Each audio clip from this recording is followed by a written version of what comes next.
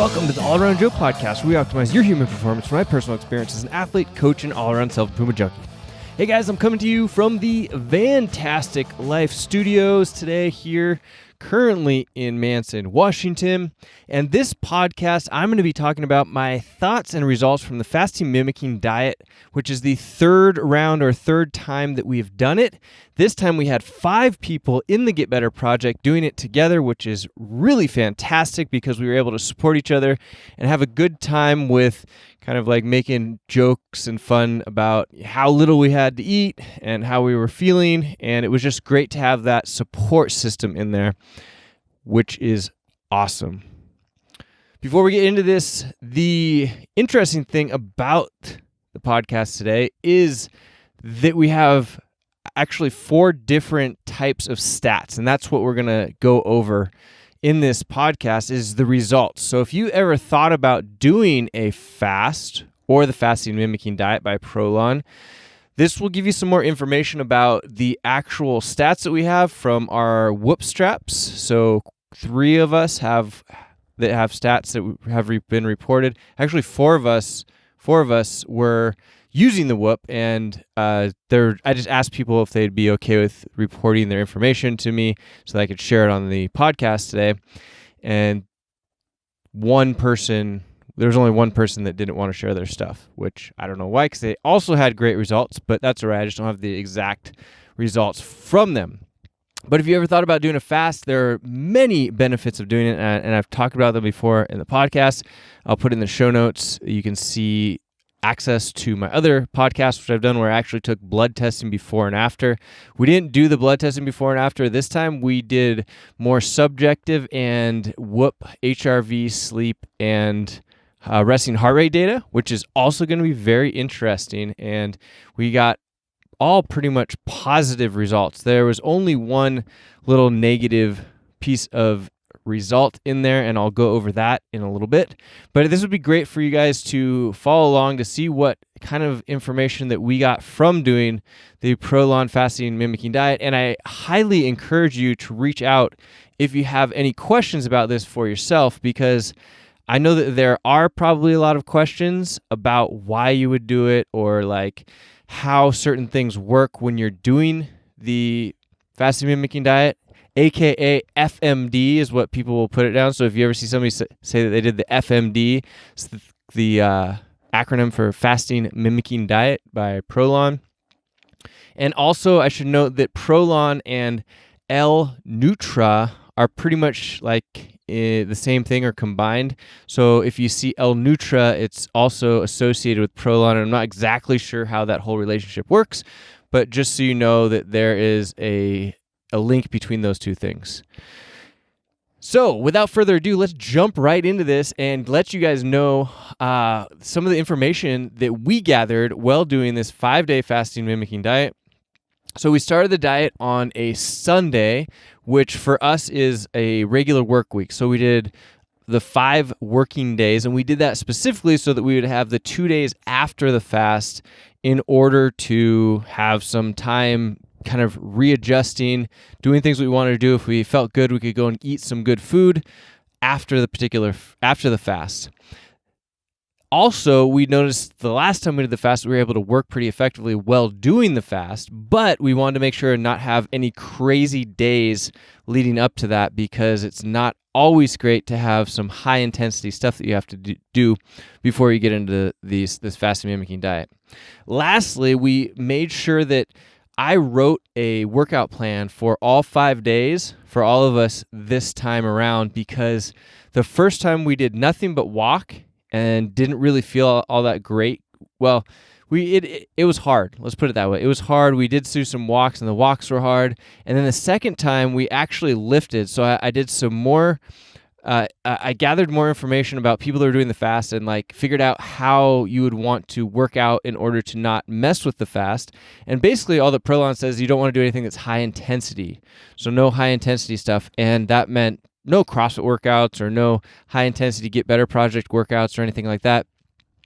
But what we did is set up a workout program where you were utilizing no more than 5 reps. So you're basically going heavy, but not like high intensity heavy, And we did a lot of walking, so longer distance walking. And if you guys would like to have access to that, just let me know and I can let you know what those workouts look like and how they went. And they're only, 30 minutes or so each day, moving slowly. And they help you, or at least they help us a lot to break up the monotony in the middle of the day and feel like we're doing something. So that was incredibly helpful. And they're just basic lifting days and some gymnastic stuff that's just lower rep, and then up to like 30-minute to 60-minute walks each day, which we actually did 3-mile, 60-minute walks all 5 days, which was great because what we would do is before dinner we would go and do that, and that would break things up. But I'm going down into the rabbit holes here, so let's get to the stats, which is what you guys probably want to dig into. Very interesting stuff. Everybody that weighed themselves lost a significant amount of weight. I did not, and by significant I mean like 5 or more pounds, 5'2". Last time I lost 9 pounds. I did not weigh. We didn't have a scale this time, so I wasn't able to weigh, and it's not that important to me because I don't think that it's going to be that big a deal. Give it a month or so and the weight's going to come back on. But the interesting thing is about how much body fat you actually notice that you lose. And all of us actually could see a difference in our body fat, especially around the belly. There's like a big difference. Well, big difference. Some people are going to be like, well, I'm really overweight and they want to see a big difference. There's definitely a difference in body fat. Like I went from, a skin fold measure from like, this much to like half as much probably around my belly button area there. So that's really cool. That's noticeable. Like I said, the weight difference is 5 or more pounds for most people. I think the females were around 5 pounds weight loss, and the males were, let's see if I have the stats for, so Rory was a little more than 5 pounds, 160 to 154.8. So there was definitely a significant amount of weight loss. And the interesting stuff that I'm going to get into is each day. So day one, we measured HRV, resting heart rate, and respiratory rate on our whoop straps here. For me, the interesting stats are that my HRV is usually, when I'm in hard training mode, around 70 is a good day, 70 to 80. And my day, so I started out actually on an uptick. So the first day, my HRV came in at 98, and then day 2 went down to 88, day 3 down to 76. So it was like putting stress on my body. Day 4, I went up to 127, day 5, 130, and then the day after was 116. And some really interesting stuff here is also that my resting heart rate is usually around 47. So day 1 is 46, day 2, 48, day 3, 45, day 4, 42, day 5 and 6, my resting heart rate was down to 40 beats per minute, which I haven't seen 40 beats per minute in, I don't know if I've ever seen it down to 40 beats per minute. And then the respiratory rate, which is an interesting measurement that Whoop has added recently since the virus had started to see if people, apparently it's an indicator that you can tell if your respiratory system is under fatigue or not. It started at 16.3, then went to 15.2, 15.6, 15.3, 14.9, and then it rebounded a little bit to 15.2 on day 6. So that's some really interesting information here.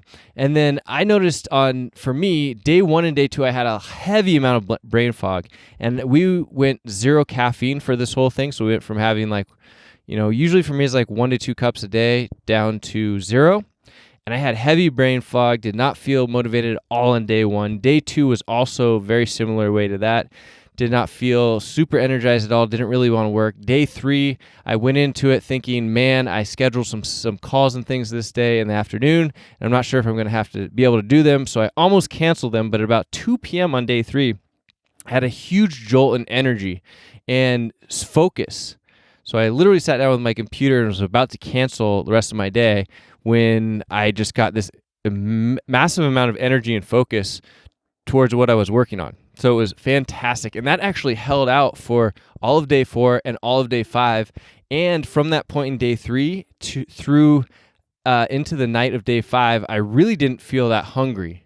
And it was even to the point where on day 4, I believe it was, the dinner, I was just kind of like, well, I don't even feel like I need to eat this dinner. I did it because they have these little packets that you have for each meal, which are specially designed to give you nutrition but not break your body's sense of being in a fast. So that's what the fasting mimicking diet is, that you're getting some of this nutrition that can support your body that you're not getting when you're doing a water only fast, so that it actually gives you enhanced results, but your cells are not triggered to break the fast situation or the benefits of being in a fast.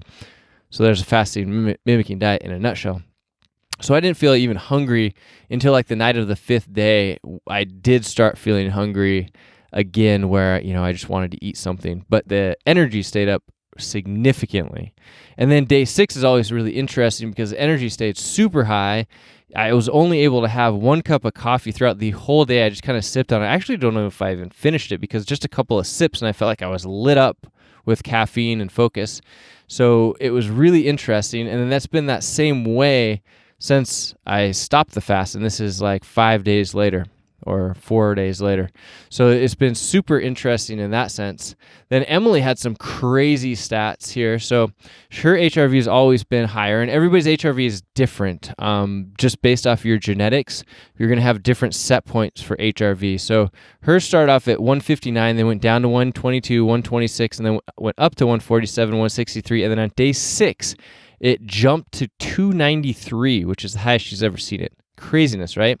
And so her resting heart rate was at 45, then 40, then 38, then 36, then 38, then 35.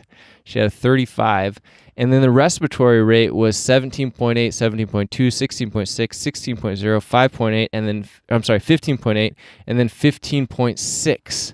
So her respiratory rate went down almost 2 breaths per minute, which is crazy.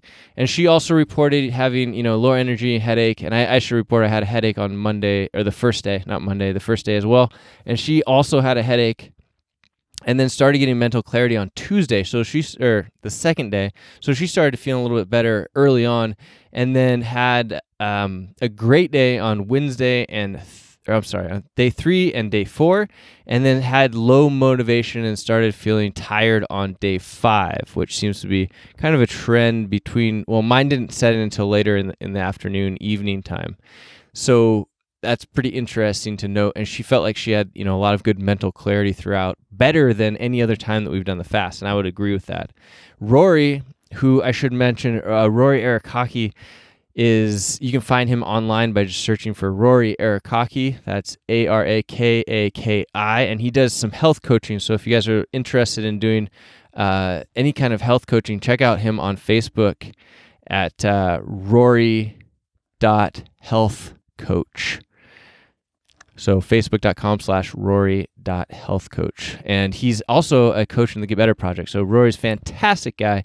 If you guys want any general health coaching where you get on calls once a week and really work through some of the things that you're dealing with or things that you'd like to break through, you should definitely check out Rory. So Rory started, like I said, at 160, went down to 154.8, and his HRV went from 122, 162, 198, 154, 183, and then 249 on day 6. So his was a little bit different, and then it was the lowest on day 1, which is interesting because both Emily's and mine dipped down and then went back up. So his just started lowest on day 1 and went up for day 2, day 3, and then went down day 4 and 5, and then jolted up on day 6, which is pretty interesting. And then his resting heart rate was at 40 for day 1, and then 40 for day 2, and then went up to 46, and then 44, and then 37, 37. So kind of interesting data observations. And his respiratory rate actually went, kind of in the opposite direction. He started at 14.2, then went 14.5, 14.5, 15.3, and then back down to 14.3 and 14.8. So it's very interesting data here. And he said that his day 1 was very hazy. He had a headache. It didn't feel too good. But hunger wasn't too much of an issue. He said he slept really great. And that was something that was interesting with us that I didn't note as well, is that I slept really great day 1, 2, and 3, and then had trouble sleeping on day 4 and 5, and actually have had continued trouble sleeping since then. And I'm not a bad sleeper. I have a pretty easy time sleeping. So it's these things are very interesting to note, and everybody's going to respond differently. So for Rory, he said that he had a lot of energy, a lot of mental clarity. His day 3 and day 4 kind of continued to get clearer as he went along.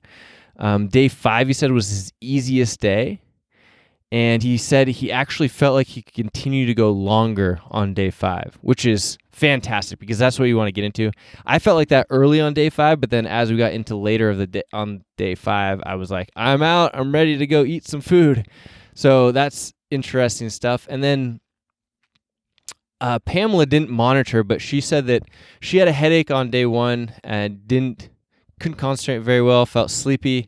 Day 2 was her worst day. She had a headache again, and she actually scheduled a pretty heavy work day she had to do some site visits and things like that. She ended up vomiting out most of the L drink that they give her. So they have this, hibiscus tea that you put in this L drink. So it's this really like deep red color, and apparently she lost it all and didn't do too well, but she thinks it was from over fatiguing herself on that particular day more than anything else. And then day 3, she came back and felt still a little bit tired, but way better.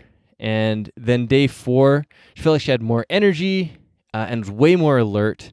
Still felt a little bit hungry, which I think it's normal to feel hungry all the time. And when I associate hunger, one of these interesting things is in the past, I had like feeling like someone had a rubber band or a hand around my stomach, not like my skin on my stomach, but inside of me, like my stomach was shrinking down like that.